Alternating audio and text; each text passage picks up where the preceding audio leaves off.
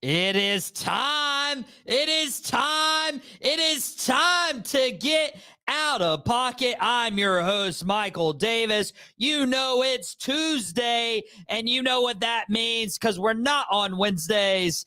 It is a Monday, Tuesday, Thursday, Friday live show, typically to do your sports intake.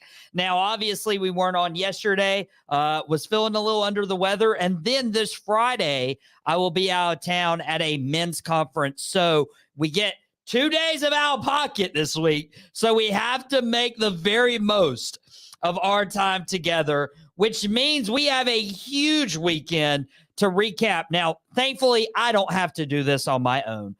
Out of Pocket is one of the many, many great shows we have for you. Quick Hits, podcast _ Smitty dropped his episode this morning, covering some of the WNBA files, covering some NHL, covering a lot, actually. He also had his first ever guest on the Quick Hits podcast. He had NY Jason in on the show. Jason did great job helping Shannon out. You guys can go watch that, available on demand through the Boom Broadcasting YouTube channel. And Jason will be on here a little later this afternoon to talk some NBA with me, because the NBA season is finally here, and I can't wait to dive right into that. But before we get Jason here, I wanted to go through some top quarter rankings, if you will. And you guys understand that the first few weeks of these top quarter rankings, where I rank the top 8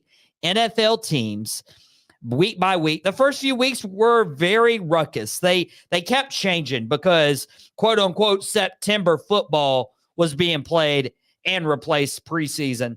But now we're starting to see what these teams are. Now, to quote the most famous meme of all time, you are what your record says you are.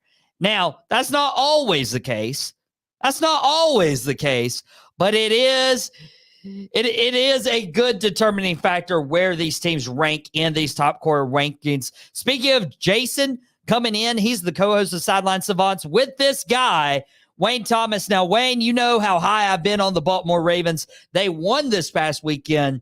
They were pretty high on my top quarter rankings. Where do they fall here this week? Well, let's go ahead and reveal number 8 right now. We have the Buffalo Bills. Now, last week we had at number 8, we had the Atlanta Falcons. The Atlanta Falcons did not be successful this past weekend, unfortunately, for whoever's a Falcons fan. It's unfortunate for you. But they lost to the Seattle Seahawks, and that was honestly Seattle's first quality win of this year, even though they're first.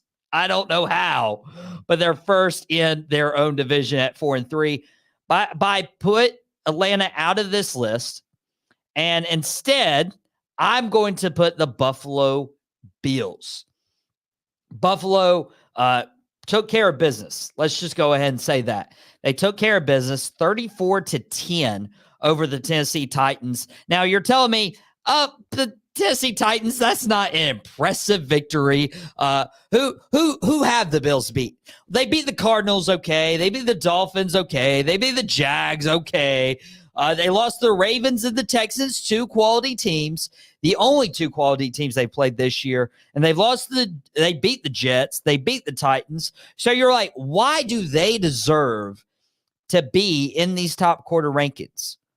Well, I'm not always saying that they won this week against the Tennessee Titans. That helps propel them in these top quarter rankings. But they won before they ever set foot on the field. They beat the Jets on Monday Night Football, turned around last week, 7 days ago, and traded for Amari Cooper, responding to the Jets trading for Devontae Adams.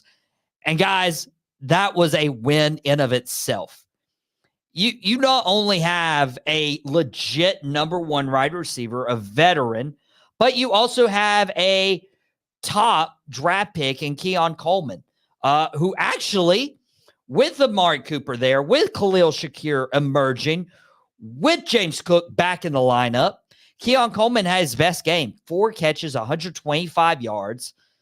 He looked like the guy that we all expected him to be. You add that with Amari Cooper. You add that with Khalil Shakir. You add that with Josh Allen uncharacteristically taking care of the football this year. I mean, let's look at what he's done the past few years.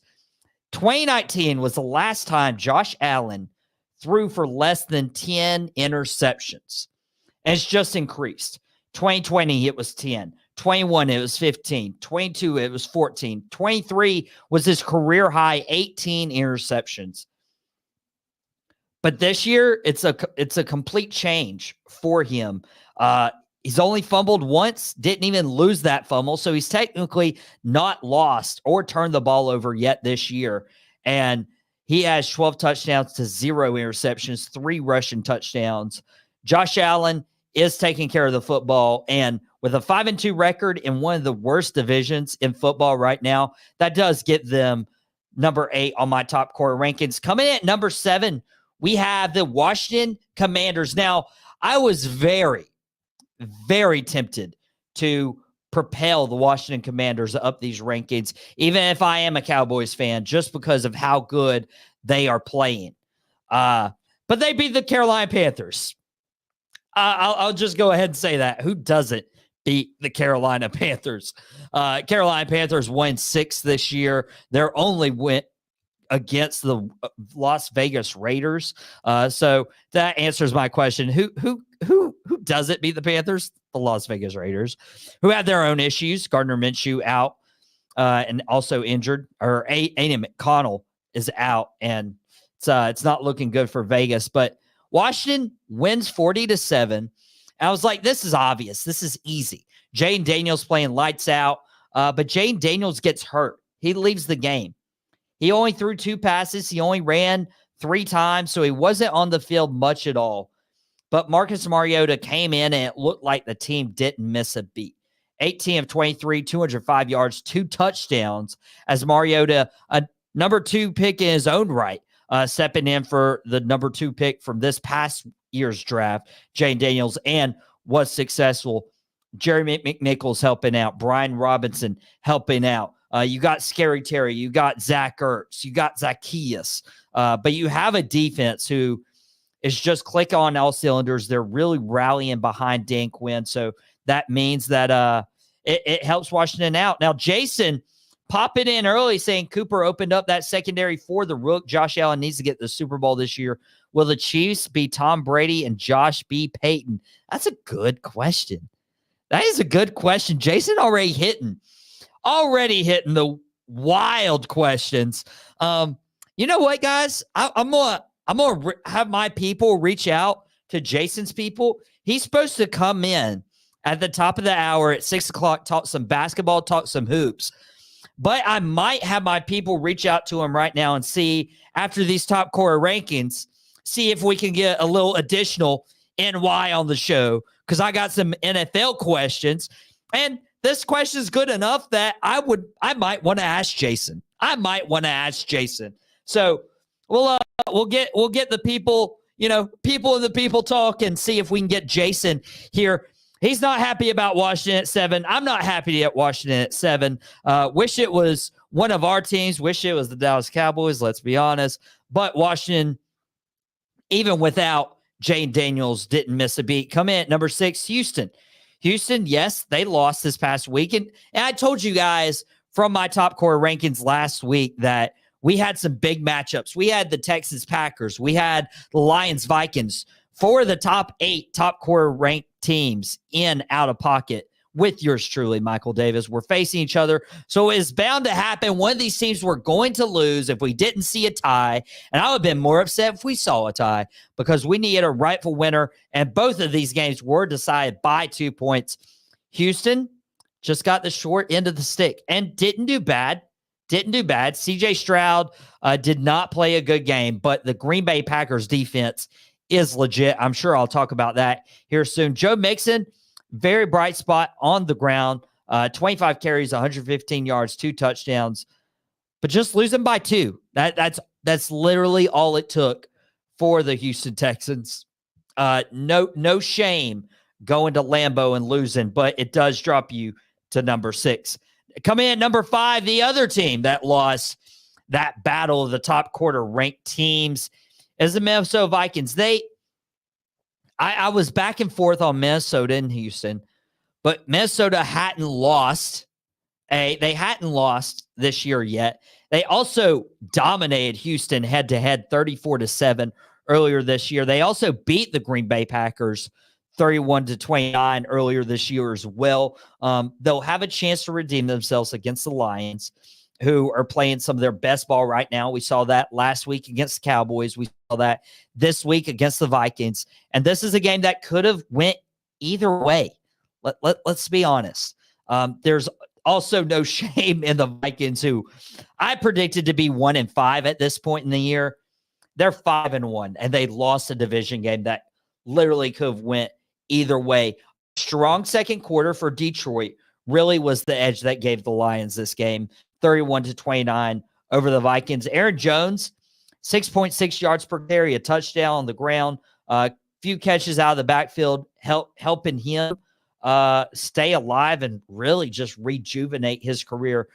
No shame for Minnesota. They stay in the top quarter rankings. And we got some Nick pride. Big task at hand. Okay.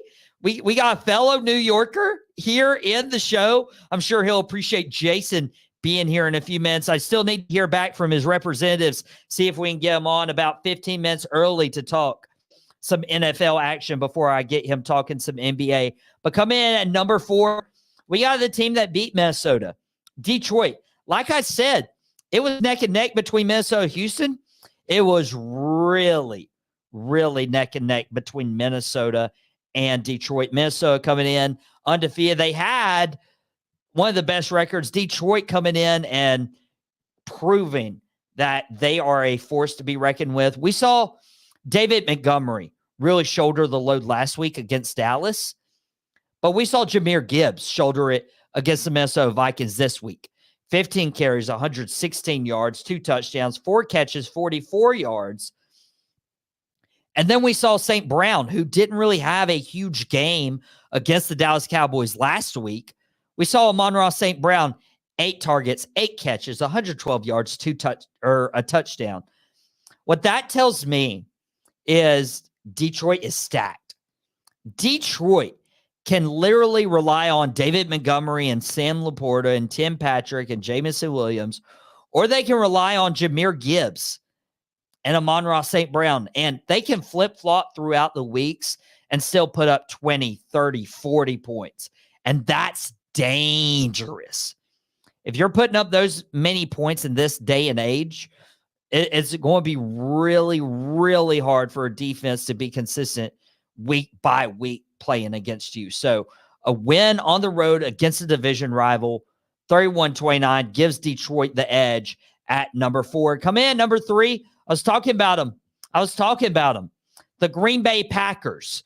And before I explain my number 3 and why I put Green Bay at 3 over all those teams, we got breaking news. Jason said, my people says, let's go. Jason is going to be at Outta Pocket here in just a few minutes to talk some NFL action with me, in addition to talk about the NBA season tip-off tonight. I am super excited. I had trouble.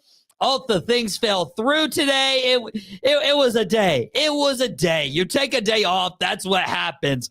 But Jason coming in clutch, the co-host of Sideline Savants, going to come in here and talk some more football. Let's go. Hopefully he doesn't charge more money. I didn't.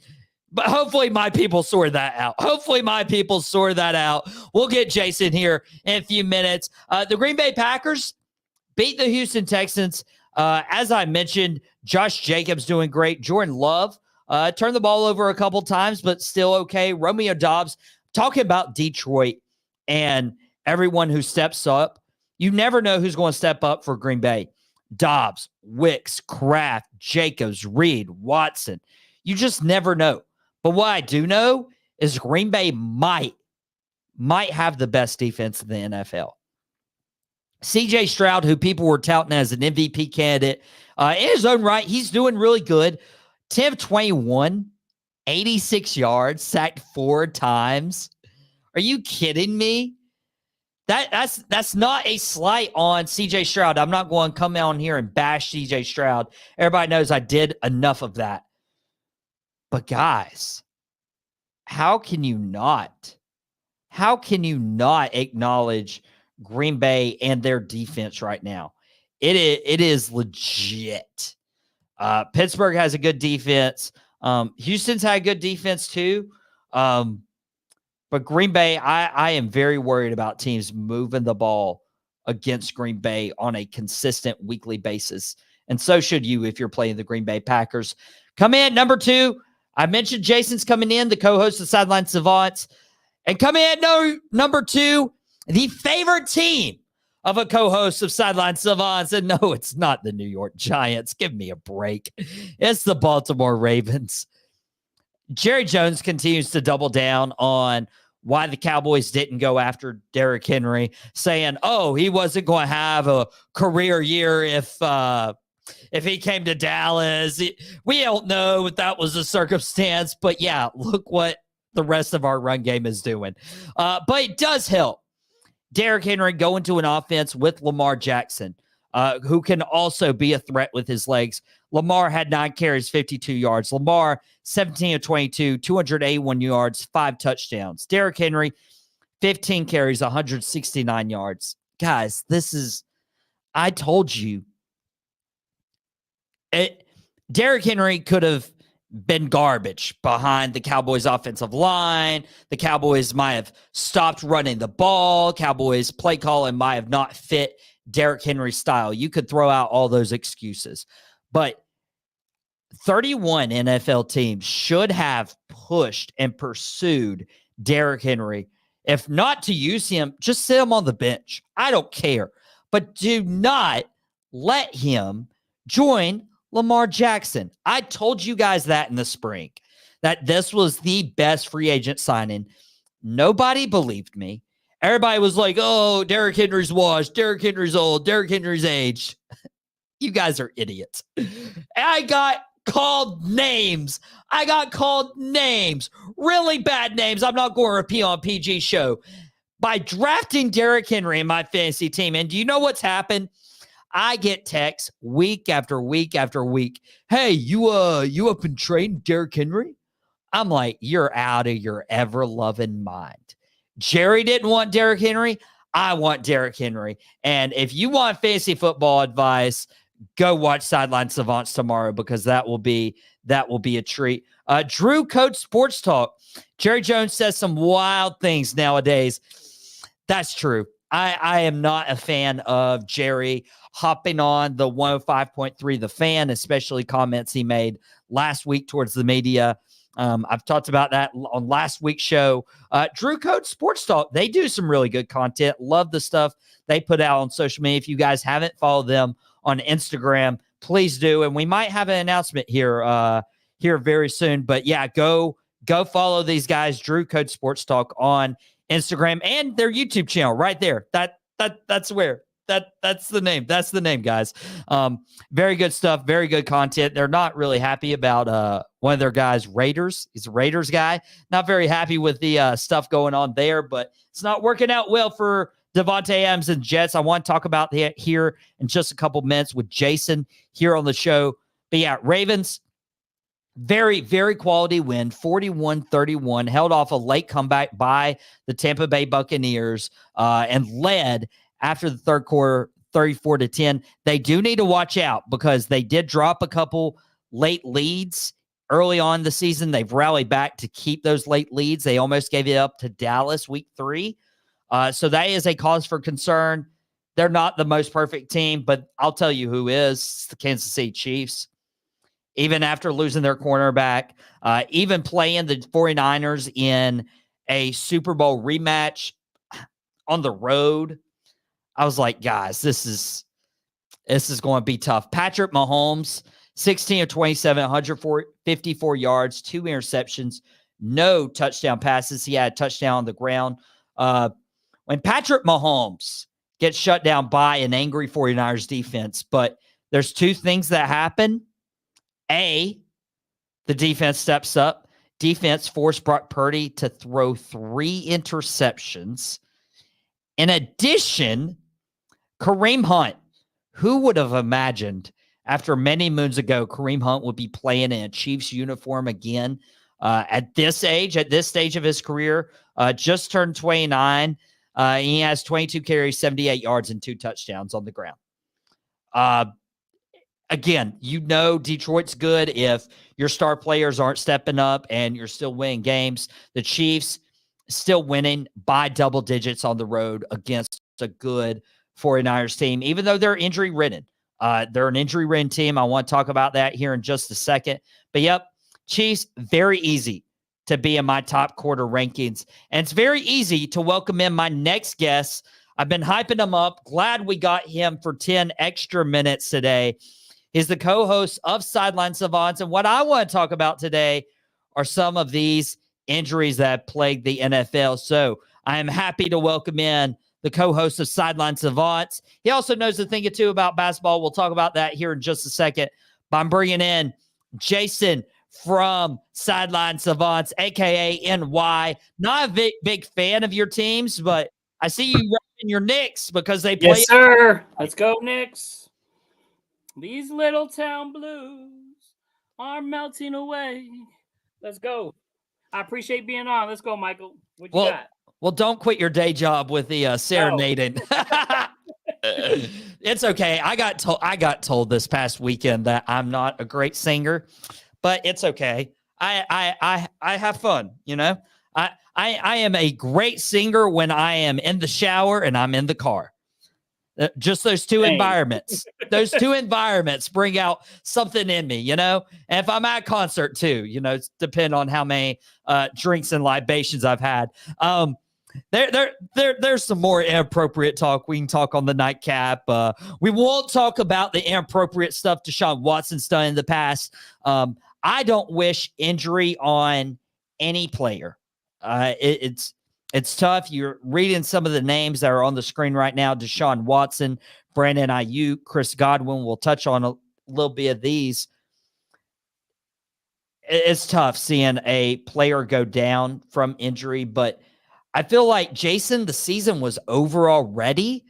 And this might be a good opportunity to see what the rest of the team does now that they've traded away Amari Cooper. He's not going to be there next year.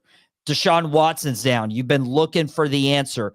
Could this be a blessing in disguise for the Cleveland Browns, as terrible as an injury as this was? I don't know. I mean, yes and no. I mean, again, you hate to wish injury on anybody. I love watching the NFL.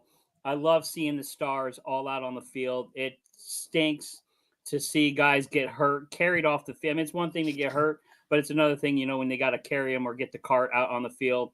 But the Deshaun Watson issue, that goes so much deeper than football. It's tough. I mean, with some of the things that go on, with a cancel culture that's going on, with the female aspect that was going on with him, it's hard. And I understand why people were booing, and I understand why people were defending him. It's a very tough thing. I don't know if this is something Cleveland can ever erase from their history right now. This is such a really difficult topic because this is so much more than football, which makes it worse because football is football. I mean, real life, sometimes you got to keep real life in perspective. These guys are playing a sport. They're here to entertain you. They're human beings. They make mistakes. I get it. But, this one was one of those things where it just left a bad taste in your mouth. And you wondered why the Cleveland Browns did what they did, why they gave this man a contract the way that they did, and didn't try to at least either get out of it or save their franchise, because right now this is going to destroy that franchise for the next 3 to 5 years. No doubt about it. I mean, there's no way you can really get out of this contract. Nobody's going to take it. Now he's hurt. Now he's going to try to come back from an Achilles injury. Kirk Cousins coming back from the Achilles injury, playing outstanding. Aaron Rodgers, I think a lot has to do with his age, but still, coming back from an Achilles injury, but those teams wrap their arms around those guys and help them get back on the field. Is Cleveland really going to do that for Deshaun Watson? Are they going to wrap? It's hard to wrap your arms around this guy because, again, just the things that he said and the way that this was portrayed in the media is going to make that super difficult. So I don't know. I think this, as a Browns fan from afar, because I've been to Cleveland. Look, Cleveland to me is an awesome city. It's the best little big city I've ever been to. Love the Rock and Roll Really? Hall of Fame. I do. I do. Unfortunately, they had a restaurant there too called Chicago's Chicken and Waffles. I think they closed because of the pandemic, but one of the best restaurants I've ever eaten at for breakfast. But the Rock and Roll Hall of Fame, which I'll touch on a little bit later on Sideline Savants, I'm going to work that in a little bit. But Cleveland, they love their sports. They live and die by their sports. They are a sport community. Just talking to the people and talking to the fans, and when we were there, we went to a couple of games there. They love their fans. And again, to wrap your arms around this situation, I don't think it's going to happen. I think Cleveland needs to try to separate themselves as quick as possible from this. And hopefully this gives them the out. You're going to lose money. So, let's lose money, get out of it. Because again, I don't see Deshaun Watson bouncing back from this at all, unfortunately. Yeah, and it's super tough too. Like, I mean, Kirk Cousins was already playing some great ball. Aaron Rodgers was okay, and then Aaron Rodgers, like it's a hit or miss, especially if you go to a team that will surround you with talent. Kirk Cousins going to Atlanta, there's talent there. Drake London, Bijan Robinson, they just didn't have a quarterback. Aaron Rodgers goes to a team that's just the offensive line can't protect him. Also, shout out Sean, the host of It Stinks, the TV and movie show review, and the host of Wrestling of Destiny. Both big shows this past week. NBA season tip-off tonight. He's a late. I almost threw up. That's okay. Threw up. Chokes me up too. It's okay. I'll let you go. He's a Lakers. I can't even say it. You guys can read. You guys can read if you're watching us on the Boom Broadcasting's YouTube channel.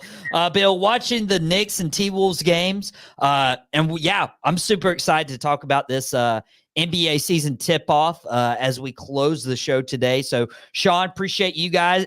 If you guys haven't watched Sean's shows, he does 2 shows a week and does a phenomenal job. He's been on Outta Pocket countless times as well. But Deshaun Watson contract ends in 2026. This could be a way, or actually ends in 2027.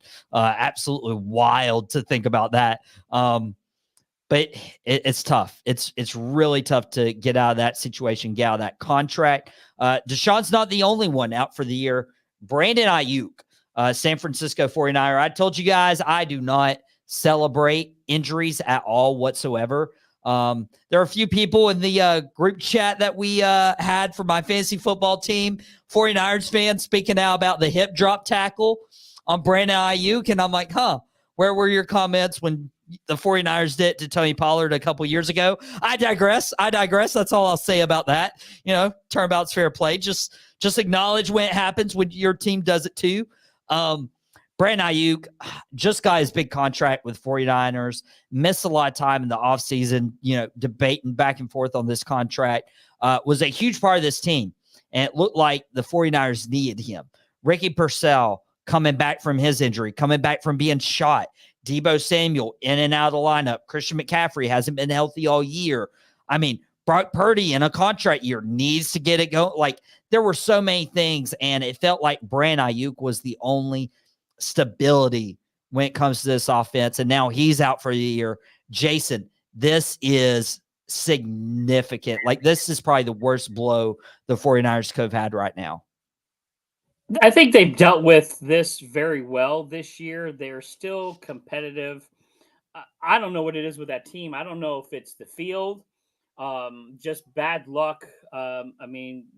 Kudos to that coaching staff to even, you figure a team like that, when you start losing guys like that, CMC, Ayuk, Deebo with pneumonia, whatever was going down with him, Just, the guys on the defensive side of the ball, losing players like that and still being competitive.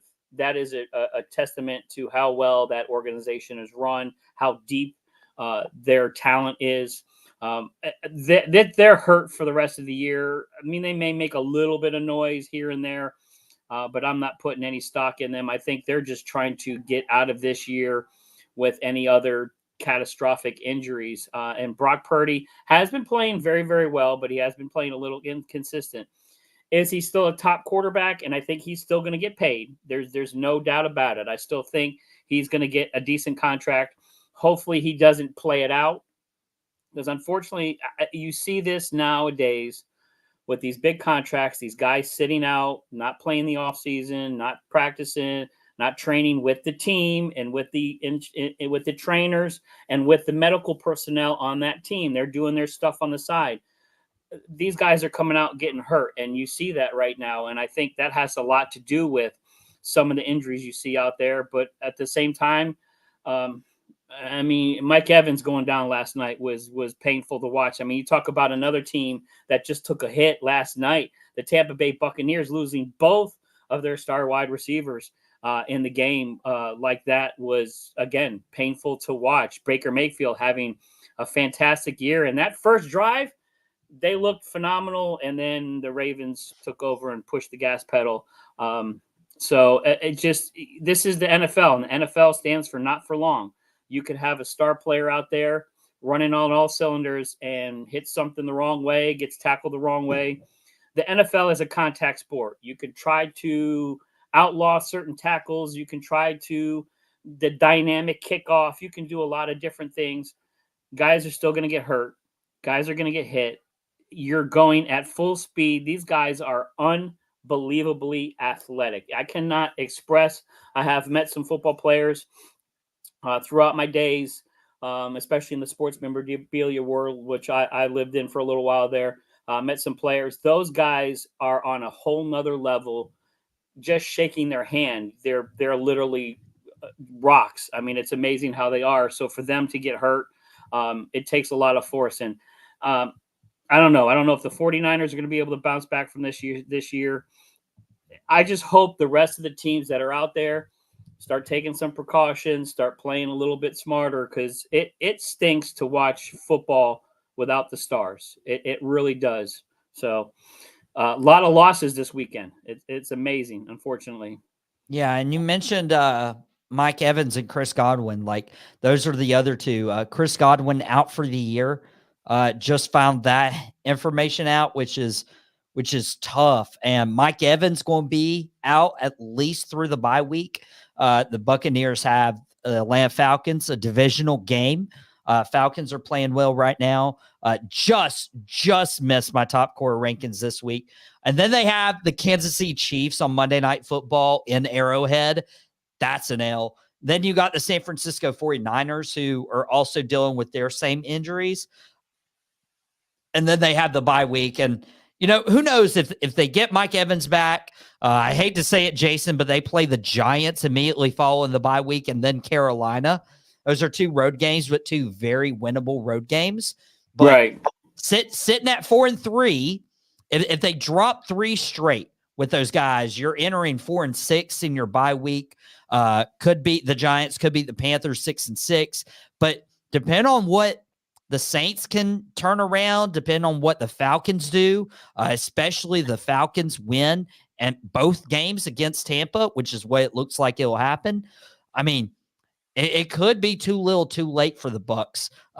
Do you think they'd miss Chris Godwin or Mike Evans more at this point? Chris Godwin was their top wide receiver this year. Mike Evans, again, Hall of Famer, give him the jacket, done. But Chris Godwin, especially fantasy perspective, he was the top wide receiver in fantasy right now.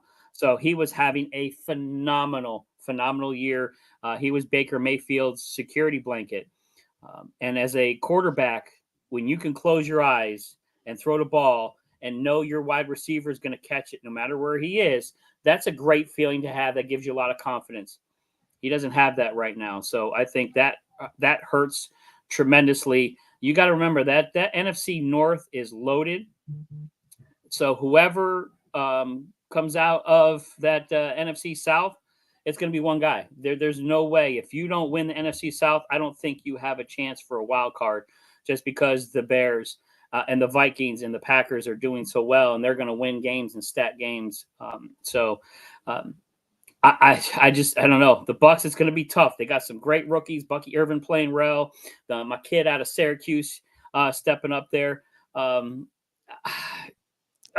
mean, it just sucks losing Chris Godwin. I know the commissioner on Sideline Savants, he touted Mr. Godwin very much. So I know that is a huge loss. And it stinks to have these teams that you're just so excited to watch. All of a sudden, the stars just fall away, and it just makes watching the NFL a little more disappointing. Yeah, and it's unfortunate because it's a star-driven league, not as much as the NBA, which we'll talk about here in just a second on Outta Pocket. But NFL, like, it has stars, and one of those stars that got hurt also was Jane Daniels. Now, Jane Daniels, unlike the stars we've touched on, is not out for a long period of time, not out for the season, but he did get his ribs hurt. They were able to beat the Panthers pretty badly still. It was even close, guys, 40-7. But he's been electric, and he's really energized that Commanders team, unfortunately. But Jason, you and I saw this, 12 years ago? Andrew Luck, RG3. RG3's the one who shines, and he gets hurt, and they put him out there too early and then ruined the rest of their organization for a dozen years. Do you think they should take the more precautious approach with Jaden Daniels moving forward? And that's exactly what they did this Sunday. That is why when he got hurt, they said, whoa, this is a winnable game. Marcus Mariota, professional quarterback. Our team is close-knit, playing on all cylinders. We don't need to rush him out there. Let's take our time. We'll get through this week. We'll see how he feels. You know, it's just a bruised rib. It's not like he cracked them, because I've seen guys go out there with cracked ribs. They wear those the little bulletproof vests and stuff that they kind of, the impact vests, they kind of throw them out there. So I think they did a smart move, taking him completely out of the game and just saying, look, sit the rest of the game. And that's why he gave a thumbs up. Excuse me. When you saw him on the sideline when he was walking out of the tunnel, I think he was giving a thumbs up like, guys, I'm fine. This ain't nothing. This is precautionary. So I think the Commanders actually did something very, very smart. They learned from history, which is absolutely amazing that teams would do that. And then they sat him, and I think they're going to take their time with him because, again, they look great. Who in that NFC East? I mean, you got the Eagles. The Eagles beat a bad Giants team, unfortunately. Saquon's revenge. I'm still emotionally dealing with that because that's a whole nother story. But anyway, Commanders, they got a little house money right now that they're playing with. So I think they did right by him. Well, I'm not going to bring up that Saquon could have had his personal best against the Giants, against his former team, but decide to sit out and let the young guys eat, as his words would say. I'm not going to bring that up because you'll probably also play him again this year. Is that right? They're still on the schedule.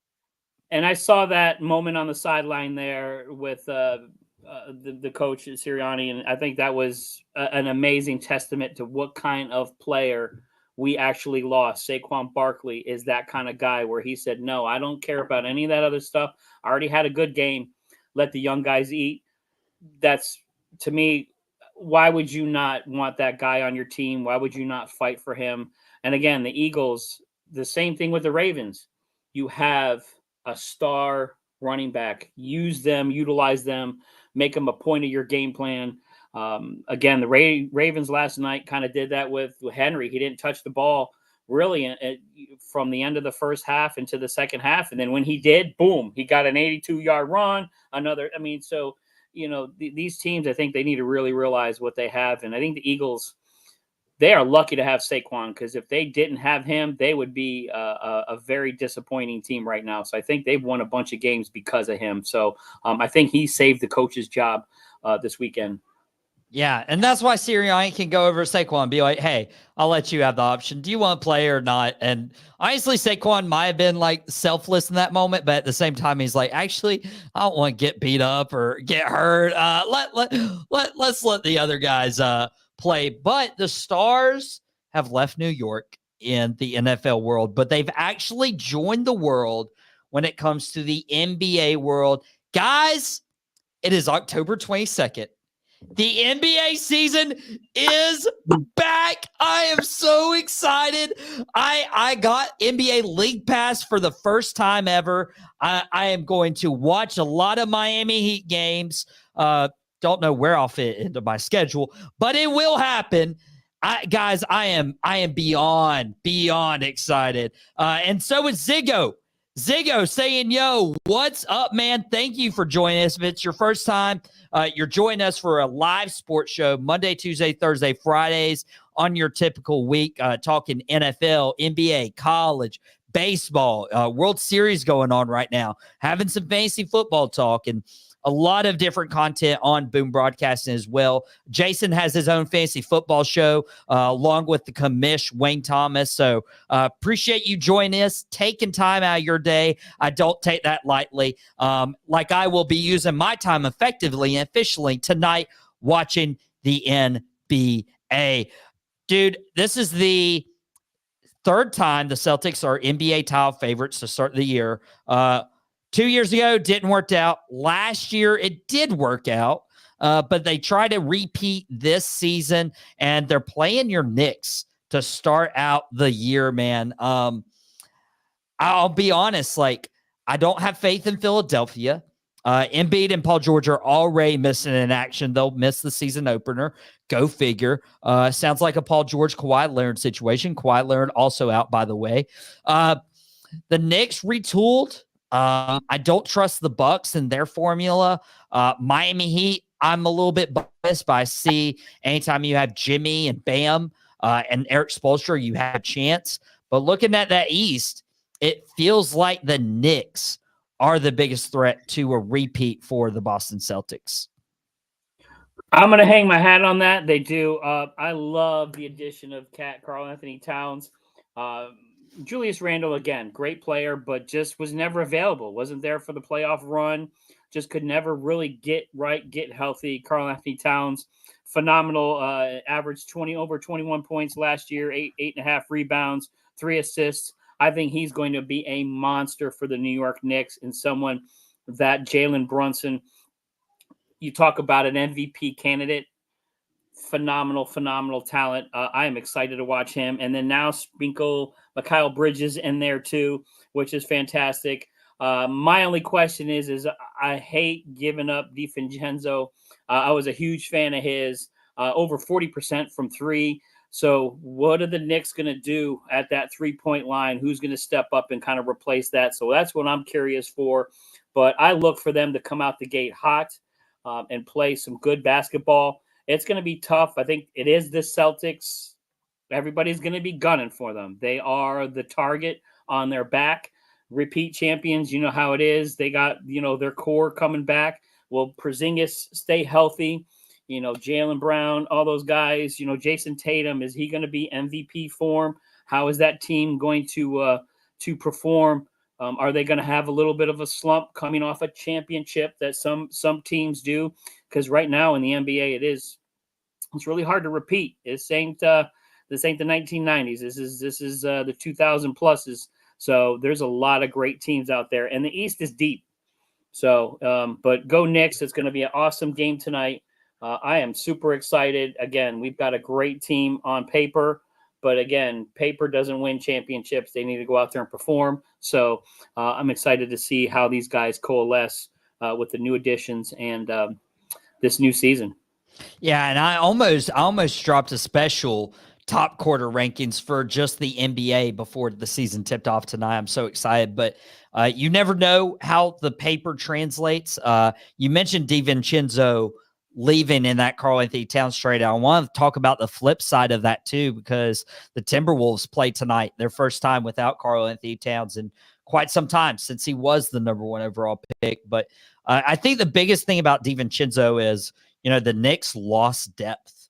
They got Jalen Brunson, Mikal Bridges, Josh Hart, OG Anunoby, Karl Anthony Towns. That's a solid starting five. But then you look and Mitchell Robinson starting the season hurt. Precious Achua starting the season hurt. You got Cameron Payne. And it pains me to say you need some depth, especially if you're going to have stars injured, because that was the Knicks' downfall, is some of their stars like Julius Randle were getting hurt last year. That's the only way I could see the Knicks not contending, is not having enough depth for these injuries. Yeah, we'll see what happens. That is tough to overcome in the NBA, but that Knicks front office doing this cat move, I have faith in them. I could see maybe some moves throughout the season, trying to play with some pieces. They do have some cap space that they can kind of mess with. So I'm really, really, really interested to see what we do with that. But I'm excited for the NBA. Again, you got Timberwolves, Lakers tonight too. The Lakers, it might as well just be the LeBrons. Just rename it, because that's all people are going to be watching it for. Between him and that's awesome. He gets to play with his kid. I just think that light is going to be super, super bright with that. So we're going to see how that narrative plays out a little bit here with the Lakers. Yeah, and that's a great point. Thinking about the Timberwolves Lakers game tonight. Dude, I'm very curious, because there is a ceiling for this Lakers team, I believe. That you hate to say it, because you're like, it's better for the brand of basketball if the Lakers are near the top. But I'm looking at this team, and they will have quote unquote depth, but is it good depth? I mean, Anthony Davis will miss at least 20 games this year. Bronny James will get playing time and is nowhere close to ready for that. Dalton Connect, a really good rookie. Rui Hachimura needs to play more. Max Christie's not ready yet. Austin Reeves, depends on the night, buddy. Depends on the night. And then you got D'Angelo Russell.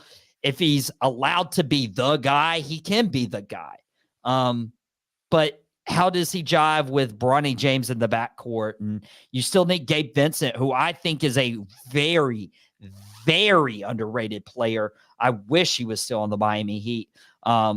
If it honestly feels like the Lakers aren't chasing a championship, they're chasing LeBron's happiness.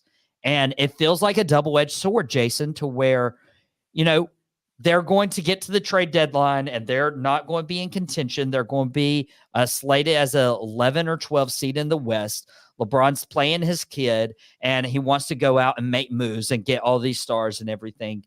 And it just feels like there's not going to be enough chemistry with this Lakers team enough to actually be taken seriously. They could change that narrative tonight and over the first few weeks of the season. I just don't see it happening. Lakers don't have a history of starting off fast as it is the last few years. I don't know what the Lakers are doing. Again, I think it's a fantastic story with LeBron being able to play with his kid. But again, you saw in the offseason, they didn't really make any splashes. I mean, you said it yourself. They're just, that team is suspect, especially in a loaded West. And this was 20 plus years ago. Yes, the Lakers and Celtics, East Coast, West Coast, NBA ratings. But the NBA right now is full of so many stars in small market teams, and especially like the Timberwolves, who have Anthony Davis or Anthony Edwards, excuse me. You don't need the Lakers to really move the needle anymore. You have enough teams and you have enough talent out there to do it. And I think this is the Timberwolves. They need to do what they need to do and really start making those moves to get into that next level, because I am super tired of hearing that Ant being compared to Michael Jordan, this whole MJ thing. Guys, that just makes me absolutely nauseous. Cut it out.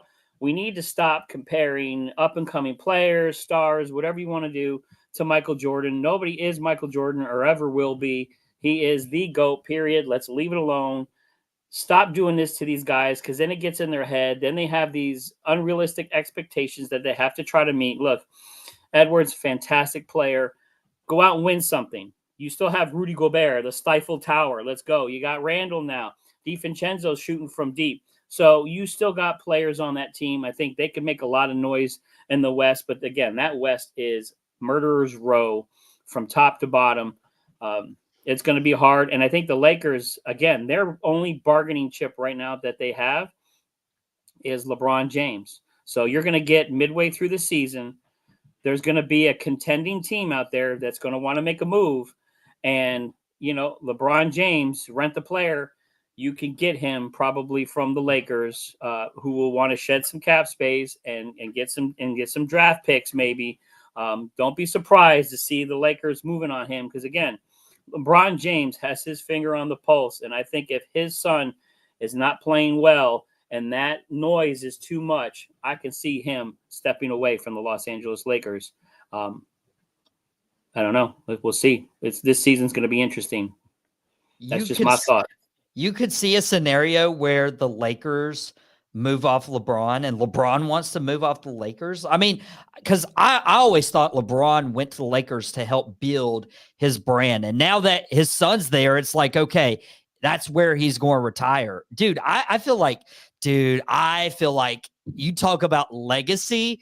If LeBron whined his way out of the Lakers for a chip, dude, that would be the most condemning part to his legacy yet. Like, I don't think he would do that for a chip again. I think he would do that for his son. Look, LeBron's legacy was sealed before he even went to the Lakers.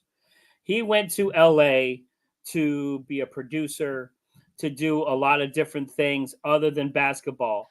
And if he says otherwise, that's some BS, and I call BS on that, because you can do a lot of these things anywhere in the country. He could have stayed in Cleveland because he loves Cleveland that much. But no, he went to LA to build the LeBron legacy outside of basketball, because he knew that he wasn't going to have a lot of years left. He got to do what he wanted to do. He's going to be able to play with his son, which is phenomenal at his age. Hats off to him. Again, I put him in the top 5, maybe, all time. He is a generational player, but he also is a smart player. He knows history and he has his finger on the pulse, and he knows he has value. And if those Lakers are struggling, he will fall on his sword and go, guys, get something for me.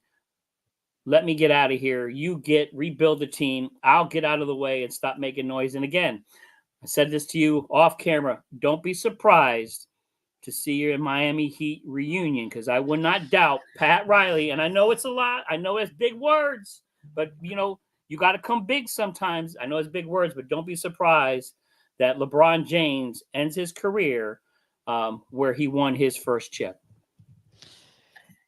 Throwing it out there, man. I as a Heat fan, I feel like that would set the team back so far. I do not want to see our young guys like Tyler Hero or Kel Ware or Bam Adebayo and I honestly, I don't want to see any of our guys. Jaime Jaquez go for LeBron, who would be a rental and might not even get us over that hump. That would be tough as a Heat fan. Of course, if he wears the jersey, I'll root for him, cheer for him, hope for the best. But man, it's like taking an ex back, man. This beautiful girl, this beautiful girl, has a terrible relationship for 7 years. Like, they treat her like trash, never commits, never gets the ring, never buys the house, never buys the car, just wanting her for benefits, whatever. Well, the girl finally makes sense of her life, decides to go to South Beach, take her talents, meet this beautiful, handsome guy. 4 years, 2 rings, a bunch of trips to here, there, everywhere. And then she's like, actually, you know what?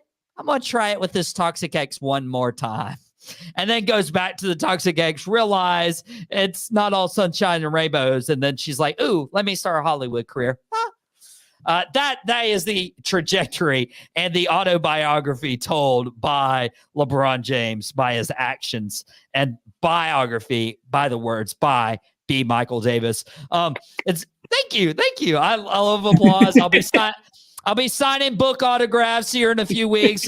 Watch the socials out for when I'll be signing those book autographs. But what I will be doing tonight is watching some basketball. We've talked a little bit about these games. We'll have a lot more action tomorrow. So if your teams aren't playing tonight, they'll be playing tomorrow. Outta Pocket will be back Thursday with some NFL picks, talking about some of the NBA action we saw so far, and also some big news about what's coming down the pipeline for Boom Broadcasting, or as early as next week, potentially. You guys will want to watch Outta Pocket this Thursday for that big news. But when it comes to these games, it's that aged well.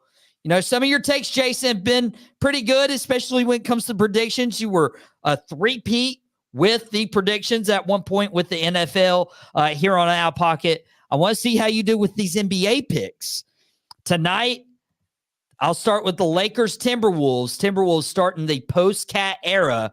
Who do you think wins this game? The Lakers are actually underdogs in this one because Minnesota's favored by 1.5 points on the road. I mean, the Lakers are at home, but Timberwolves are a better team. They have cohesion. They've been together. Again, even if you take Cat out of there, you still have the defensive juggernaut that is Rudy Gobert. So you're good there. Ant is going to get his 30+. You're good there. DiVincenzo, again, from 3. I'm very, very excited to see him. You know, when he came back to New York, he was a little snippy with that sideline there. So I love that fire in him. And that's what I'm going to miss most about him is that's that New York attitude. And I think he's going to bring that attitude to Minnesota with him. So watch the Timberwolves handily take care of the Lakers. I think you're going to see it by at least 15 points. I think they drop 110 to, you know, maybe 89 or something like that for the Lakers. Lakers just are young in some spots, old in other spots. I don't see a lot of cohesion there. So I think the Lakers start off flat. Next question. Does LeBron leave the court before shaking hands? I don't know. Game 1? Yeah, game 1.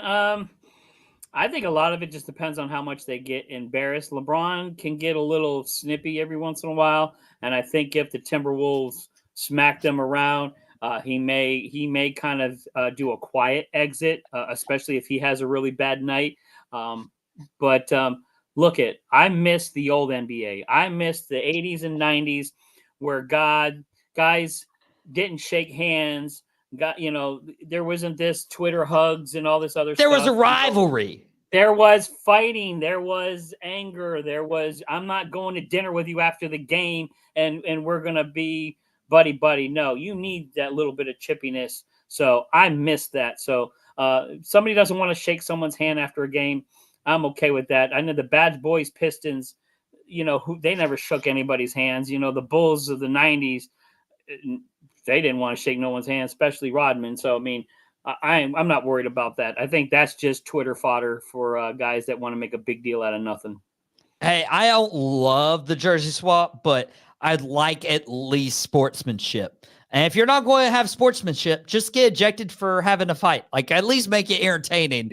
Probably one of the more entertaining games of tonight is going to be your Knicks versus the defending champion Boston Celtics. It's been quite a while since the Celtics won a championship, so they'll have their ring ceremony tonight hosting the Knicks.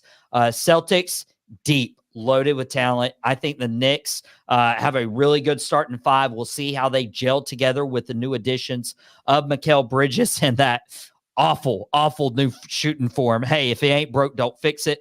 Karl-Anthony Towns will be there too. Do you think Mikal Bridges and his new shooting form get it done for your New York Knicks? I am hoping so. I got a lot of faith in this team. Again, I just want to know who's going to bring the fire. I mean, Jalen Brunson, again, you got an MVP in the league right now with him. I think if he comes out and just is on fire and gets everybody involved, I think him lobbing enough to Cat, getting some things going, Al Horford's getting a little long in the tooth. So, I mean, they Kristaps Porzingis, he tends to get hurt. So, Celtics tend to come out a little flat too. So I'm hoping they get a little hungover from their championship ceremony. Get your flowers, get your ring. But I'm looking at the Knicks coming out with a hard-fought battle, 89-78. Let's go Knicks. It's going to be a hard-fought battle here. I think there's going to be a little bit of a defensive game more than an offense, but we'll see what happens. But I am excited about this Knicks team. I'm excited about the NBA right now. So many crazy storylines, so many things to talk about and cover, so many great teams out there. I'm excited. Let's go. Well, I agree with you on the Timberwolves win tonight. I think it'll be a little closer. I think it'll be a 6-point victory for the Timberwolves, but I think Ant drops 40. When it goes to the Knicks Celtics, I'm sorry, bro. Jaylen Brown, Drew Holiday, Derek White, Jason Tatum, Kristaps Porzingis, they're all healthy, which is why I'm afraid of the Celtics team. If they stay healthy, they're dangerous. Your only hope is Drew Holiday gets hurt and Porzingis gets hurt and Horford gets hurt and decides, hey, I'm actually approaching 40. Let me actually slow down and stop playing like I'm a old Hawks player playing with Joe Johnson. Dude, that's what makes me think the Celtics at home, they're going to ride. They're really good at home. They are very good at home. They established that home court advantage last year. I think the Celtics win by 18 tonight. Especially if Mikal Bridges decides to not fix his shooting form.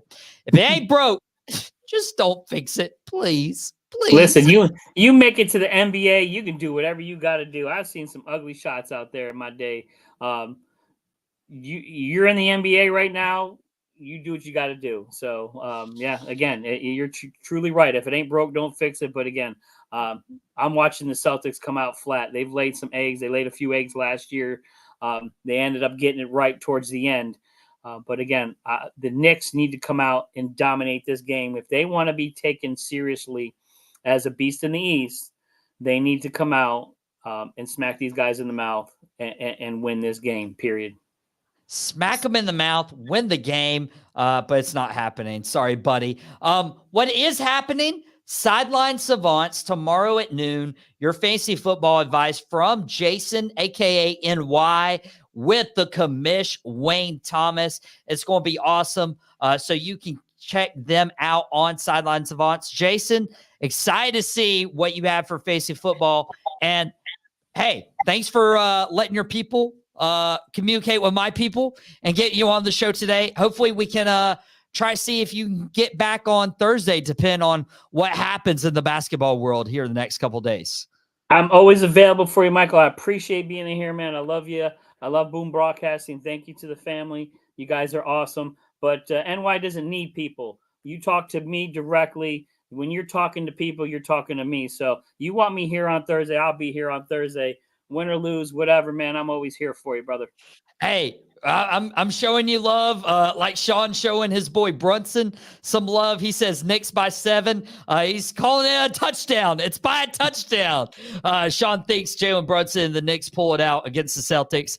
So, Jason, good luck to your Knicks tonight. Enjoy some basketball. Enjoy the game. Appreciate you, my friend. As I mentioned, Sideline Savants tomorrow, 12 p.m. That's what's going to be happening. Update you guys a little bit. Taking some time to regroup. Obviously was sick last night. Very sick. Thank you for Podcast Me taking over my spot on the nightcap last night. He and Mouth Off with Mike did a fantastic job. Very jealous I couldn't talk about Monday Night Raw with them. No spoilers on Outta Pocket, but once you watch Raw, go watch Nightcap. They did a fantastic job. Quick Hits dropped this morning. Podcast Me had his best week ever last week, and he's continuing that today. He had Jason, his first ever guest on Quick Hits, on. So Jason's been very, very busy guy. He might be getting a little bit more busy as the weeks come along. Hopefully we get to share more about that up ahead. Tomorrow, Sideline Savants, Jason will be on with Wayne talking fantasy football. Drop the Mic will not air tomorrow. Again, taking a little break, letting these guys do it. Hopefully we get Carson back with Lombardi Party. He's been affected by the hurricane. We'll be communicating on social media if he gets to be back next week. If not, we hope to see him very, very soon. And then Thursday, you've seen him in the comments. Sean won't be at your local Barnes & Noble signing autographs. But you know what he will be doing? He'll be reviewing TV shows on It Stinks. Does it stink? Does it not? Who knows? You can find out on Thursday at 10 a.m. And then Dugout Debrief.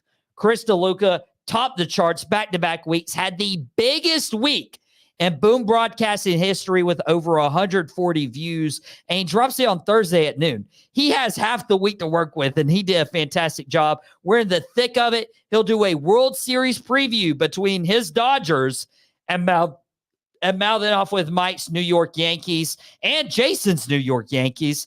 So it's going to be a rivalry. Jason wanted a rivalry. It's going to be a rivalry on Dugout Debrief this Thursday at noon, and then we'll get Outta Pocket back on Thursday. Apparently, I don't have to go through Jason's people. Jason's agreed to be on Outta Pocket. Again, he's working more than all of us right now. He's starting to be the MVP. He's hoping Jalen Brunson will be the MVP for the NBA.